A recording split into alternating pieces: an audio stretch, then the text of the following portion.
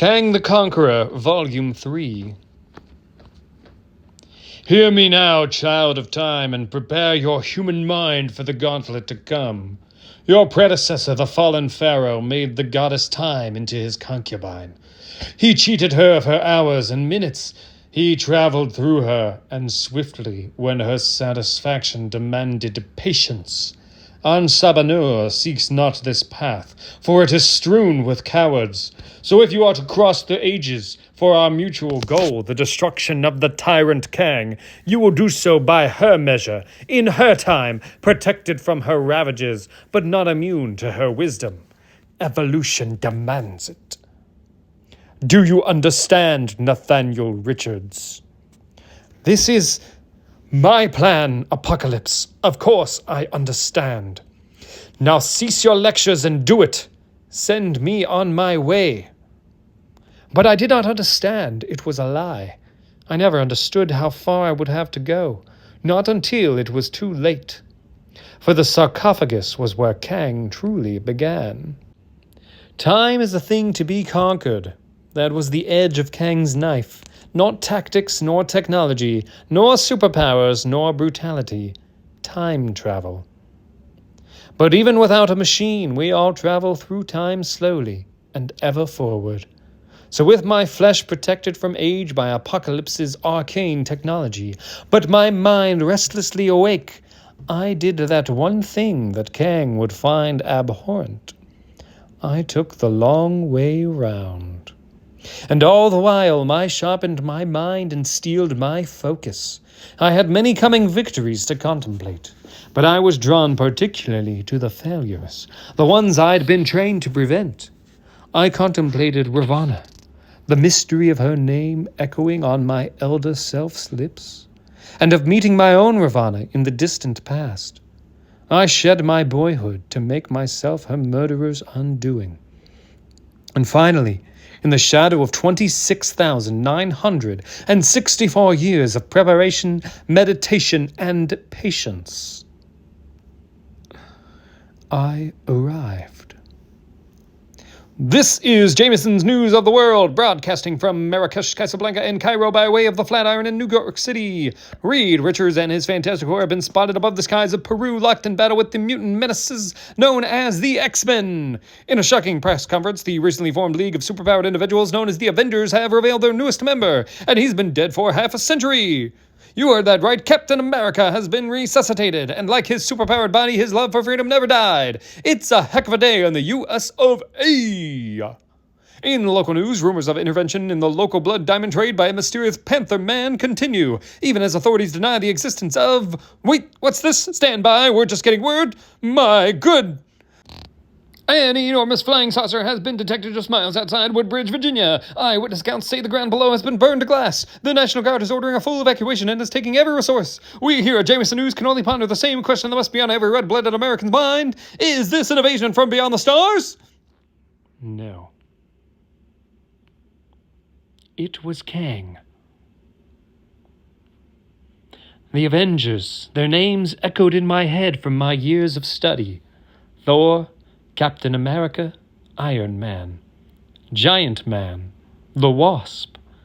They looked bigger in my memory, such is too often the way with fools. They did not even notice the boy underfoot. They thought they could defeat Kang on the field, and though victory would soon be theirs, I knew the outcome. Kang would escape into time, for time was his weapon. And only through its clever application could he be surprised. So as they fought him with shield and hammer, I approached not as Alexander, but as Odysseus. I made Kang's timeship know me as a friend, for none could access its arsenal but Kang. Perhaps, as I recall it now, that moment was the first time I was truly him. For like Kang, I was so proud of my clever ambush. And, like Kang, so unaware of the consequences, the fate I had closed around myself, nor what scavengers I had attracted. Do you see, Kang? No matter how potent your radiation, my Uruhama can absorb the rays and hurl them back at you. No! I'm reaching critical mass. I've got to reach the safety of my ship. Darn those fools. Those darn fools. Ship, retreat into the time stream. Escape into time all you want, Kang. You are the fool today. For you have crossed time and space, survived the ravages of ancient Egypt and the distant future, only to die at my hand. How? I do not discover my ancestors' time machine until my 23rd year. You're not even mastered the technology of the year 4000. What are you? I'm what you made, your second chance, and now you have only yourself to blame. Then you're a disappointment and a betrayer. No. In the Old Kingdom, you captured a young rebel priestess. Her name was Ravana. She died under your mind control, stripped of everything that gave her life. I loved her. And I am her avenger. Silence! Your time is done. Is that so? Then what happens now, little Kang? I kill you. I erase from all time the conquests of Kang. I take this time ship back to the Old Kingdom, where I replace you. I save Ravana. I bury your legacy in the ancient sands. And we live an unconquered life. Are you insane? You idiot child. If I trained you, the chronostream will buckle under the weight of your paradox. You will poison the very fabric of time. Time means nothing to Kang. How fitting, for as you will soon come to know, Kang means nothing to Doom. It was him, the tyrant Victor von Doom. You'll forgive me if I forgo a more traditional monologue, as your many slights against Doom have yet to occur from either of your perspectives. I'm afraid my motivations would be meaningless to you both, not to mention superfluous, since you will both soon be dead. Doom, my name is Nathaniel Richards. I found your library. Doom knows your identity, boy. This convergence of Kangs has created the perfect temporal location from which to bury your blight from history, root and branch. I once swore to destroy you, but it is through your own carelessness that you have made it so. An assassin from the past future, and a child from the future's past. This chamber has become a mockery of time. There are sources that would call you my distant ancestor, Doom. Do not think this will stop me from ending your life for this annoyance. Independently, you have both come to the same conclusion. Kang must die. And yet, neither of you have seen this moment. For you, it is a documented past. For me, an unwritten present. But based on what you've told me, Kang is the future. Voice command executed. Activating anti-piracy defenses. When I was in school, my company was rarely enjoyed by others. My thirst for knowledge and relentless ambition did not breed popularity.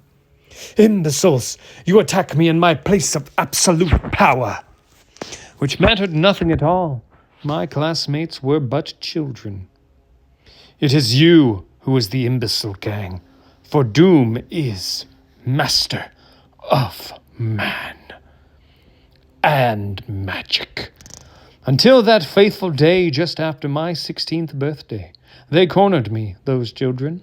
Over some perceived slight, I never saw it coming. They hated me. But I didn't even know their names. Kang, we've got one chance. Doom may be our ancestor, but he's not us. Those boys from the schoolyard beat me. No groveling will save your life, boy. Kang cannot be trusted. Retarget to primary threat, maximum elimination. Kang, hear me now. Let me tell you about the future you're walking into. They broke me. I'm not groveling. I'm cutting a deal. think of what I know.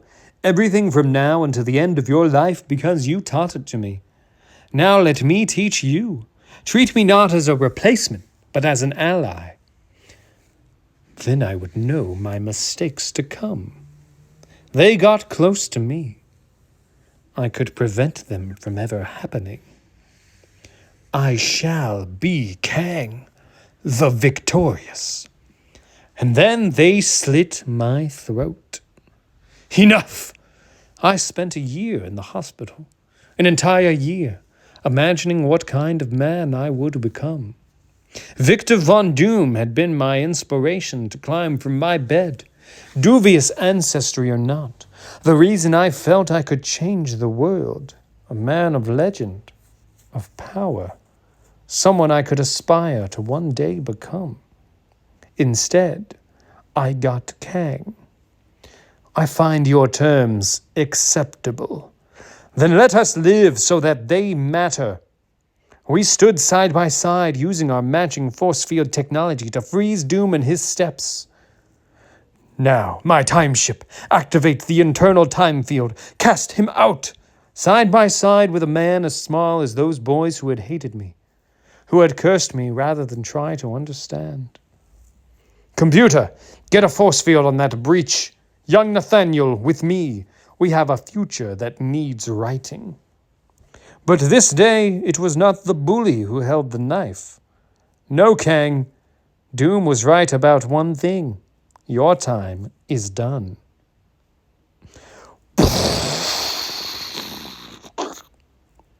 Kang is dead. Long live Kang.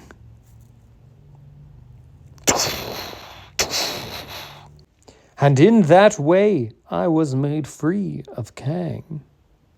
I followed the ship's chronometric wake in order to reinsert myself into the timeline.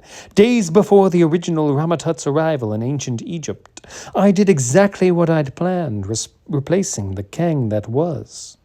And though I felt no joy for weeks after pulling that trigger, I tried to focus instead on purpose.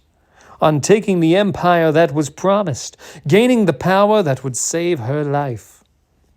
As Ramatut, I would let Ravana live, as Nathaniel couldn't. But when she saw me this time, she saw only the mask I wore. If you love me as you claim, you would give me my freedom. There was no time for plain speak. Apocalypse's war was at my gates, so I gave her wrath in place of freedom. The ultra-diode ray would never be her fate again. Not so for my youngest self. To ensure his journey led inevitably to my own, I sent him to war and to glory. For her safety, I had Ravana taken to a compound of my own creation, a hidden place where the violence of the world would pass her by. She would survive. I would find her in the aftermath. I had become Pharaoh for one purpose, and through mastery of time, I had succeeded. And then the trap closed around me. I thought knowing the past would protect me from the present. So focused was I on Ravana's salvation that I didn't see my fate as cemented. I thought I could prepare, that the ultra-diode in my legions would save me. But I'd just become my own shortcut. I failed just as Kang had, exactly as he had. And so, like him, I ran. Recklessly and without direction, with no plan and no planning, my own victim cast away from hope. And into the darkest of futures, the wrecked atomic wasteland that lay 1,000 years beyond my own fixed origin, I thought I knew what I would find there. A war-torn future to be conquered, the forge that truly made Kang. But once again, time held a surprise for he who had thought her conquered. And her name was Ravana. To be continued.